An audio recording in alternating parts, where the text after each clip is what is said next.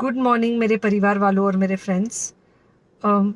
बहुत सारे डॉक्टर्स की तरह मैं भी बहुत परेशान हूँ, इसलिए मुझे लगा कि शायद मैं आपको अगर कुछ कुछ चीज़ें बताना चाहती हूँ और मैं शायद अगर ये बताऊँगी और अगर आप लोग सेफ रहोगे तो I might be at more peace. जैसे आपको सबको पता है कि बॉम्बे की हालत तो बहुत ख़राब है और धीरे धीरे बहुत सारे शहरों की और बहुत सारे स्टेट्स इवन टाउन्स की हालत ख़राब होते जा रही है। बॉम्बे की हालत तो इतनी ख़राब है कि हमारे हॉस्पिटल्स में आईसीयू बेड्स वेटिंग पे है, पेशेंट्स के लिए बेड्स नहीं है। It's a very very helpless, यानी मुझे इतना हेल्पलेस और लाचार कभी फील नहीं हुआ है। We have to literally manage patients at home with oxygen, and this is not something we are enjoying. So I really want all of you to follow a few things that I really am requesting you to follow. First, आप लोग please safe रहो। अगर आपको लग रहा है कि आपको 1 साल से कोरोना नहीं हुआ है इसलिए आप कोई सुपर हीरो हो या आपकी इम्यूनिटी बहुत अच्छी है और आपको ऐसे कुछ नहीं होगा, तो आप गलत फहमी में हो। हम यंग लोगों को देख रहे हैं। I mean we have a 35-year-old who's on the ventilator and we are not able to help people now. So we do not want, we really don't want any of you to be in that situation. So sorry,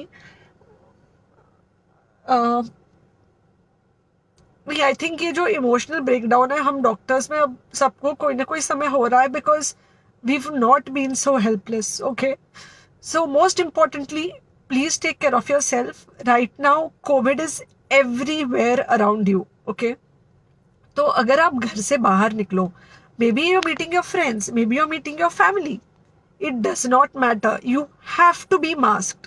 okay, just because आपको अभी 1 साल से corona नहीं हुआ है या आपको पिछले साल कोरोना होकर जा चुका है, इसका मतलब ये नहीं है कि आपको वापस कोरोना नहीं हो सकता। You can still get Covid. तो please keep yourself very well masked at all times. अगर आप घर से बाहर निकल रहे हो तो घर के बाहर निकलो, मास्क होना चाहिए। मास्क सिर्फ इधर नहीं, मास्क पूरा नाक से पूरा यहाँ तक होना चाहिए। दूसरी बात, अगर आपको कुछ होता है, अगर आपको बुखार आता है या कुछ होता है, पैनिक मत होइए।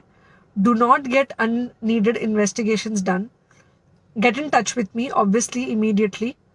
एंड मोस्ट इम्पॉर्टेंटली, आपके जो फ्रेंड्स है या कोई भी है उनको बोलो पैनिक में होकर एडमिट ना हुए हॉस्पिटल में।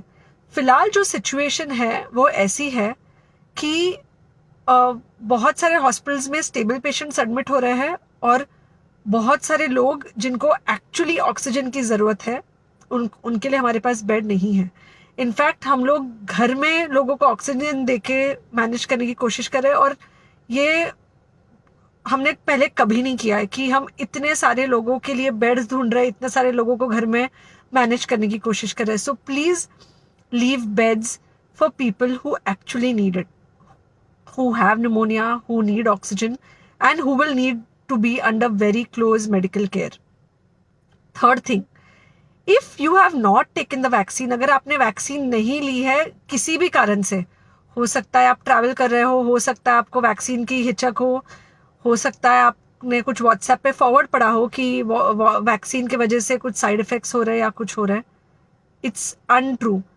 Please take your vaccine.